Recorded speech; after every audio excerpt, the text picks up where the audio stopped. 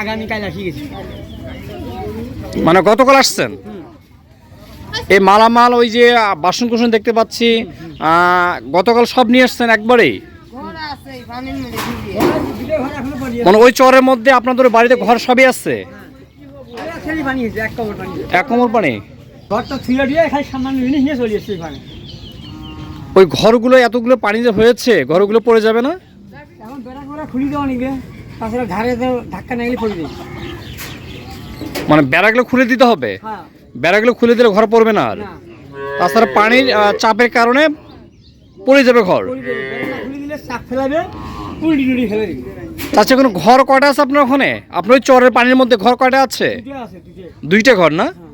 চাচা বেছে নে, চাচা? চারটে ঘর আছে এখন।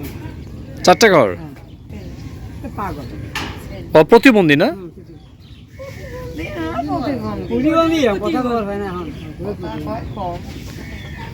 তো গরু কয়টা আপনার? তো গরু একটা বড় গরু দেখতে পাচ্ছি আপনার, বড় একটা বড় আড়িয়া তো দেখতে পাচ্ছি, এটা আপনার না? তো গরু খাওয়াচ্ছেন কি?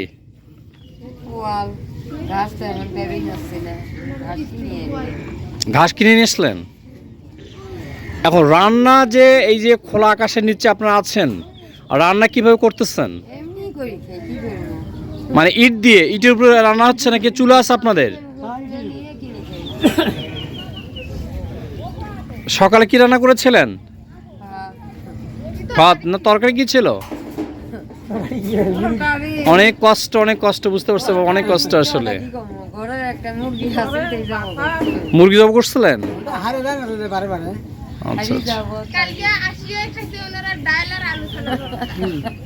মানে গতকাল যে আসছে ওখান থেকে ডাল আলোচনা না? আপনাদের প্রতি বছর তো বন্যা হচ্ছে তাই না? এইভাবে তো পানিতে তলিয়ে যায়, তারপরে আপনার চর ছাড়েন না কেন বলেন তো? মানে আসলে এইদিকে আপনাদের জমি জমা নাই তো? এটা তো অন্য জায়গায় আছেন না? সরকারি জায়গা? এটা অন্য জায়গায় আশ্রয় দিয়েছে। এই যে বৃষ্টি যদি হয় তাহলে আপনি এই পলিথিনের মধ্যে থাকবেন, পলিথিনের নিচে থাকবেন। দেখেন বৃষ্টি আসলে ওই চাচি কিন্তু আসলে থাকবে ওই গোয়াল ঘরে, মানে গোয়াল ঘরের সাথেই মানে ছাপড়া সাইডেই একটা খাট আছে দেখতে পাচ্ছেন, ওখানে কিন্তু আসলে উনি বৃষ্টি আসলে উপরে পলিথিন দেওয়া আছে, পলিথিনের নিচে উনি থাকবেন। এখান থেকে পুরোপুরি দেখা যাচ্ছে না।